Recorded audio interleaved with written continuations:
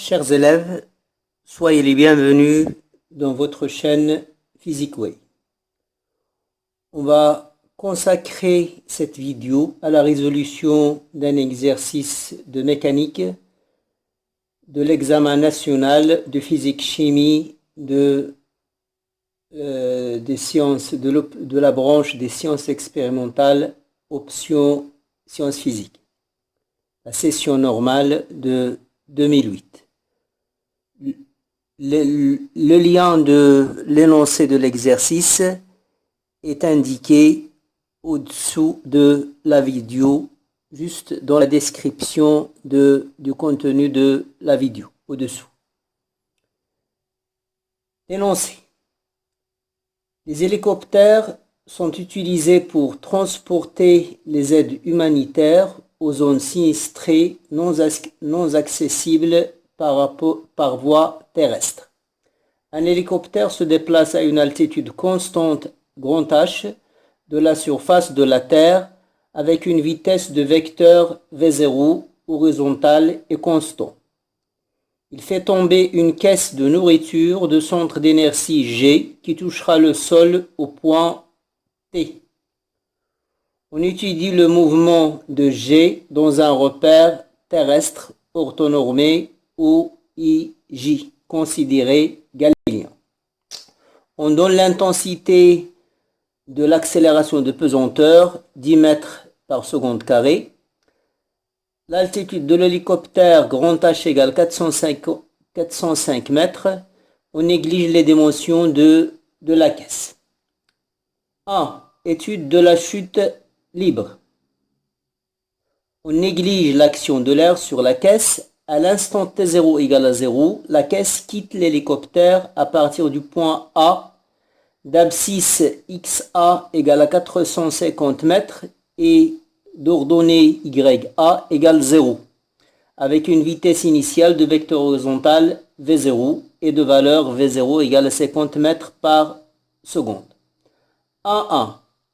En appliquant la deuxième loi de Newton, établir les équations horaires x de t et y de t du mouvement de G dans le repère OIJ.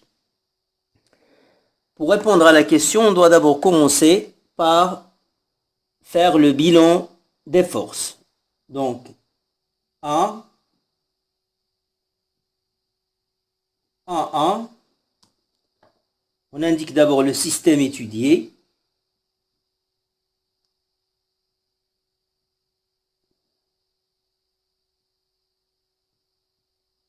Le système étudié, c'est le paquet.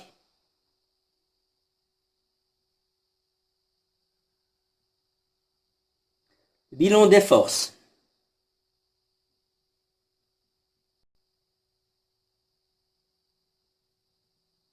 Puisque la chute est libre, puisqu'on a négligé l'action de l'air, la seule force, c'est le poids.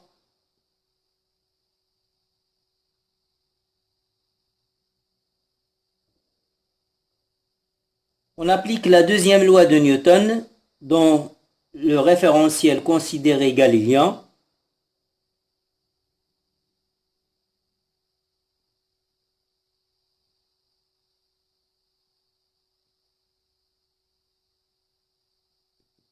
Il va s'écrire la somme des vecteurs force égale m AG. AG, c'est le vecteur accélération du centre d'inertie. Donc il va s'écrire P égale m, la masse du paquet, AG, le vecteur accélération du centre d'inertie. Après, on va projeter cette relation sur les axes du repère OIJ. On projette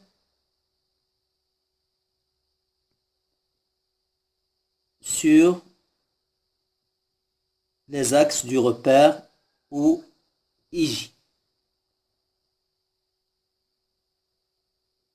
P, sa projection sur l'axe OX, c'est PX.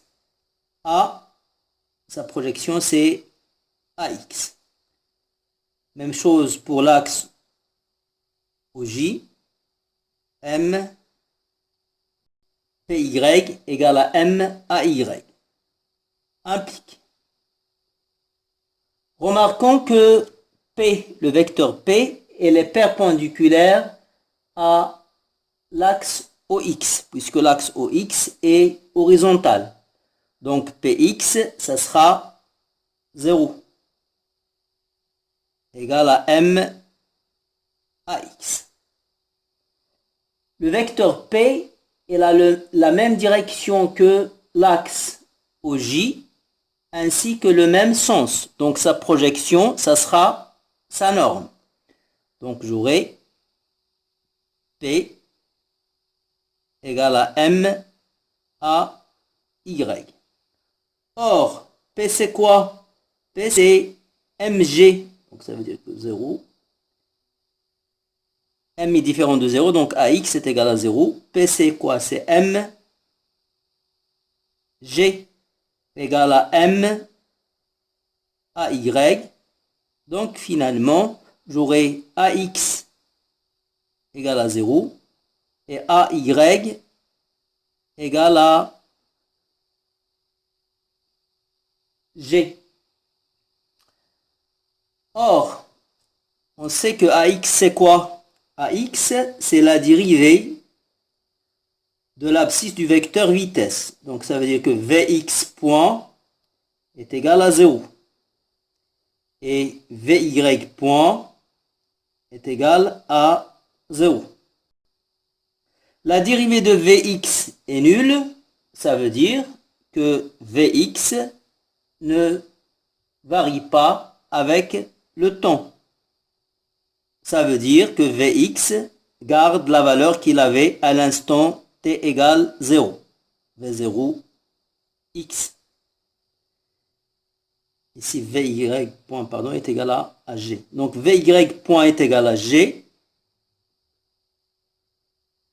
La primitive d'une constante, c'est G fois T plus une constante.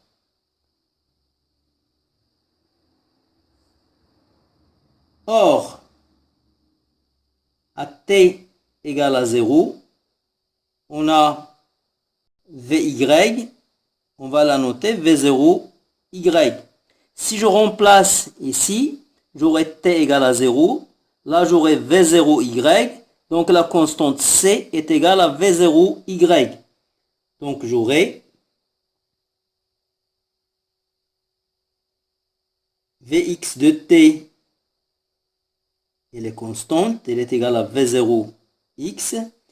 Et Vy de T, elle est égale à G fois T plus la constante V0Y.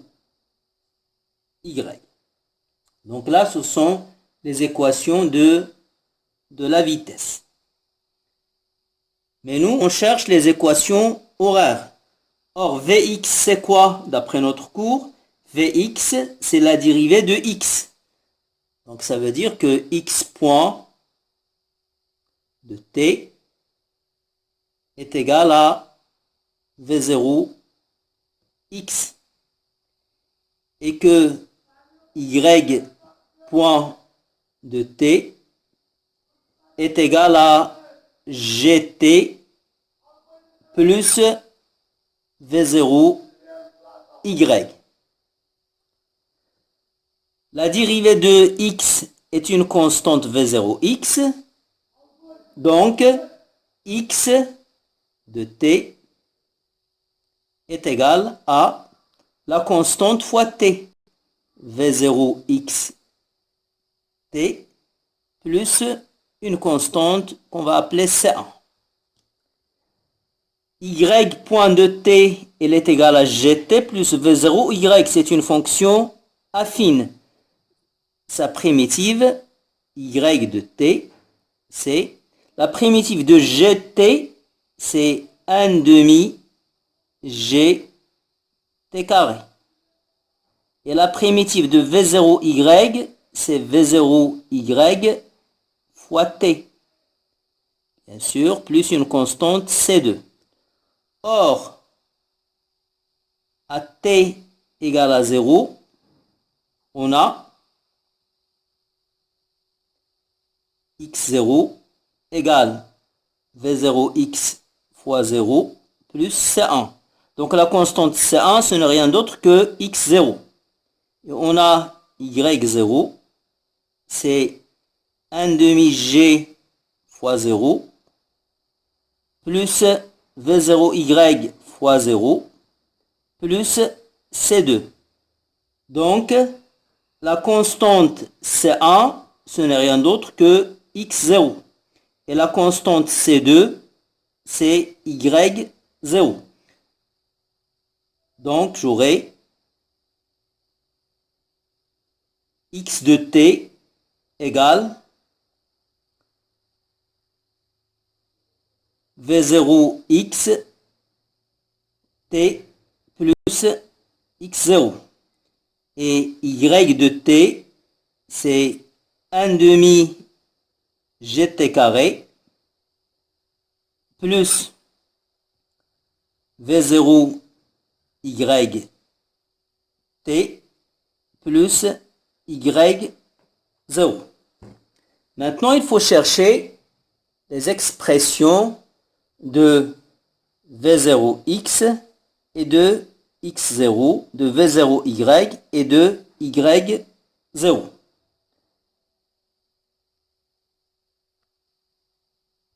Donc, selon ce schéma, on constate que v0 a le sens contraire de l'axe au x. Donc, v0x est égal à moins v0. Et v0 il est perpendiculaire avec l'axe au y, donc sa projection sur cet axe est égale à 0. Et le point A, c'est la position de G à l'instant t égale à 0. Son abscisse x0, c'est l'abscisse de A. Donc x0, c'est x A. Et y à l'instant 0, c'est 0. Je remplace dans les équations horaires et j'obtiens l'expression finale des équations horaires. On aura donc x de t égale à moins v0t plus xa, y de t est égal à 1 demi g t carré. Je remplace v0, xa et g par leurs valeurs données dans l'énoncé. Et j'obtiens ainsi les expressions finales des équations horaires du mouvement du paquet. X et Y sont exprimées en mètres. La première, je la numérote 1 et la deuxième, je la numérote 2. La question 1-2. Déterminer la date à laquelle la caisse touche le sol. Question 1-2. Donc, pour répondre à la question 2, on va d'abord appeler TT la date où le paquet touche le sol au point T. Donc, soit T indice T, la date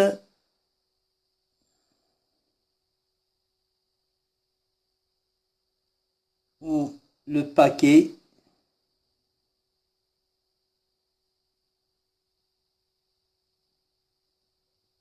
touche le sol au point T. Or, d'après le schéma, le point T est là pour coordonnées 0 et grand H. On remplace dans l'équation horaire x de t. On a x à l'instant tt est égal à moins 50 tt plus 450. Or, on a dit x à l'instant tt, c'est quoi? C'est x du point t, c'est 0. Donc 0 égale moins 50 tt plus 450. D'où on aura tt égale à 9 secondes.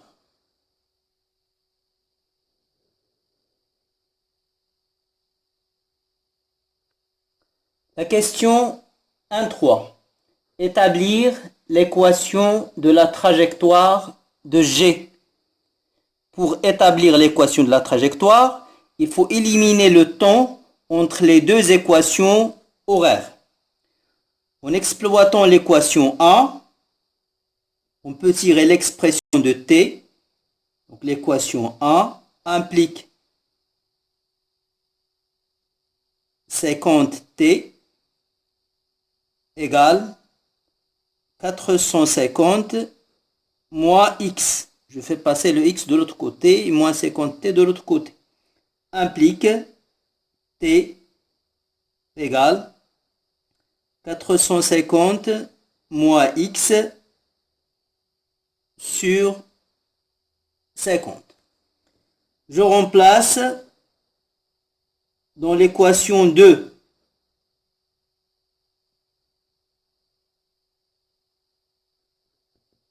on aura donc y égale 5 fois t carré. Or t carré c'est 450 moins x sur 50, le tout au carré. J'effectue le carré. J'aurai donc, à la fin, j'aurai donc y égale 2, 10 moins 3, x carré, moins 1,8 x plus 405. X et y sont exprimés en mètres. C'est l'équation de la trajectoire. Elle est de la forme ax carré plus bx plus c. Donc c'est l'équation d'une parabole. Donc la trajectoire est un arc de parabole. Donc le mouvement du paquet est un mouvement parabolique. Question 2. Afin de ne pas endommager la nourriture contenue dans la caisse quand elle touchera le sol, on accroche à la caisse un petit parachute qui lui permettra d'atterrir avec douceur. L'hélicoptère reste immobile à l'altitude H au point O. À l'instant T0 égale à 0, la caisse quitte l'hélicoptère sans vitesse initiale et tombe verticalement avec le parachute. L'air exerce sur le système caisse-parachute une force de frottement de vecteur F égale à moins 100 V, avec V le vecteur vitesse de la caisse. On néglige la poussée d'Archimède. La masse du système étudié, caisse-parachute, est M égale à 150 kg. Question 2.1. Établir l'équation différentielle vérifiée par la vitesse du centre d'inertie G du système dans le repère OIJ. Donc pour établir l'équation différentielle, on va commencer par choisir le système étudié. Bien sûr, le système étudié, c'est le paquet plus le parachute. Système étudié.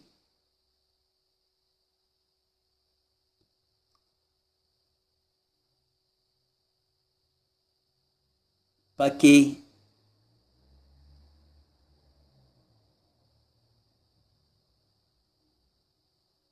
plus parachute. Bilan des forces.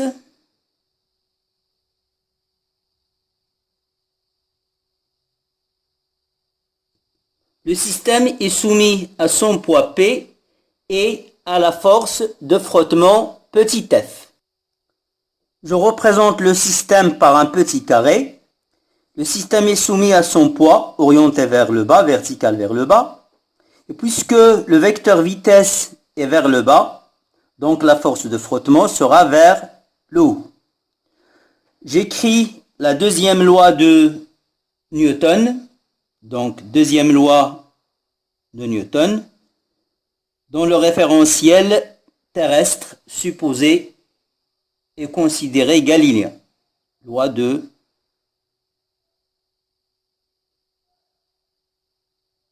Newton. Elle va s'écrire P plus F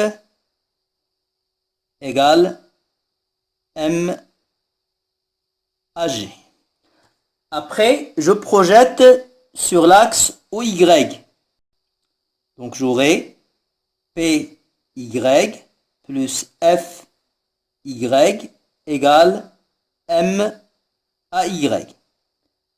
Implique PY, elle a le même sens que l'axe OY. Donc sa projection, c'est son intensité, c'est MG. Et la projection de FY, F, elle est égale à moins 100V. Donc V, elle a le même sens que l'axe OY. Donc, sa projection, ça sera moins 100V égale M à Y, c'est dVY sur dt. Implique. Or, ce VY, V, elle a le même sens que l'axe OY. Donc le VY, c'est V. VY, ce n'est rien d'autre que V. Donc j'aurai MG moins 100V égale MdV sur dt.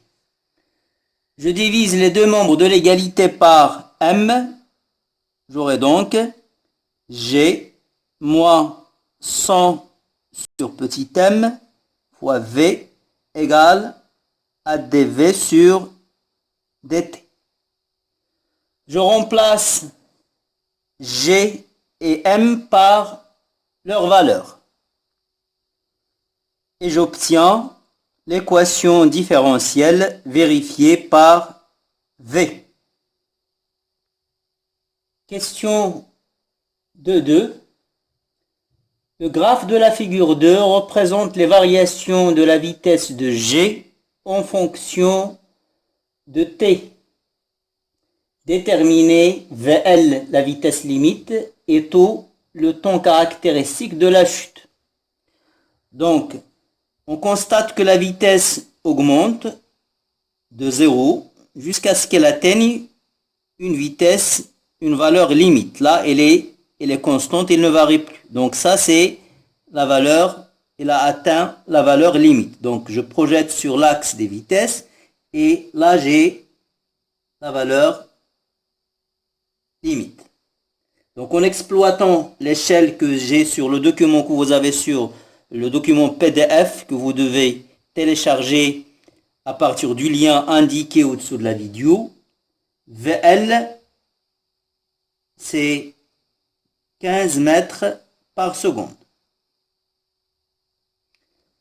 Le temps caractéristique, pour le déterminer, on trace la tangente à la courbe au point d'abscisse 0, la tangente c'est D, et on trace l'asymptote à la courbe à l'infini, et tau, c'est l'abscisse du point d'intersection de la tangente avec l'asymptote.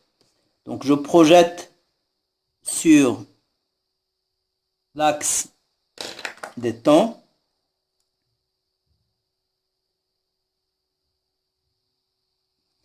Et là, j'ai la valeur de j'ai taux. En exploitant la courbe avec graduée, l'axe des temps, j'obtiens la valeur de taux égale 1,5 secondes. La question 2.3. Donner une valeur approchée de la durée du régime initial. On constate que la vitesse augmente et à un certain instant, il se stabilise. Donc, l'intervalle où la vitesse varie est appelé l'intervalle du régime transitoire. Et lorsque la vitesse se stabilise, c'est le régime permanent. Là, on me demande la durée du régime initial. Le régime initial, ce n'est rien d'autre que le régime transitoire. Donc, sa durée, c'est delta T R I. Donc là, commence le régime permanent. Je projette sur l'axe des temps et j'ai la valeur de delta TRI. Delta TRI est égal à 7,5 secondes. Elle est égale, en général, elle est égale à 5 taux, 5 fois taux. Question 2.4. En utilisant la méthode de l'air et en vous aidant du tableau ci-dessous, déterminez la valeur de la vitesse V4 et de l'accélération A4. Soit delta T, le pas du calcul. En regardant le tableau, on constate que les dates augmentent par 0,1 seconde. 0, 0,1, 0,2, 0,3, 0,4, etc. Donc le pas du calcul, c'est 0,1 seconde. La méthode de l'air consiste à exploiter la formule AI, l'accélération à l'instant TI, c'est delta V sur delta T à l'instant TI. Donc, en général, AI, le delta V c'est quoi? C'est VI à l'instant T i plus 1, moins V à l'instant T plus 1, moins VI. Sur le pas du calcul delta T. Donc, j'aurai AI fois delta T plus VI égale VI plus 1. En appliquant cette formule, j'aurai donc V4 égale V3 plus A3 fois delta T. Or, dans le tableau, j'ai la valeur de V3, c'est 2,80 mètres par seconde. Et la valeur de A3, c'est 8,12 mètres par seconde carré. Et delta T, on a dit que c'est 0,1 seconde. Donc, je n'ai qu'à remplacer et à effectuer le calcul. V4 est alors égal à 3,6 mètres par seconde. Et pour calculer A4, on va utiliser cette formule 1. Formule 1 implique A4 égale V5 moins V4 sur delta T. V5, elle est égale à 4,37 mètres par seconde. V4, on vient de la calculer. Et delta T, c'est 0,1 seconde. Donc, application numérique, A4 égale 7,7 mètres secondes moins 2. J'encadre la formule littérale, j'encadre le résultat numérique et j'ai terminé. Je vous remercie pour votre écoute et à bientôt dans une prochaine vidéo, Inch'Allah.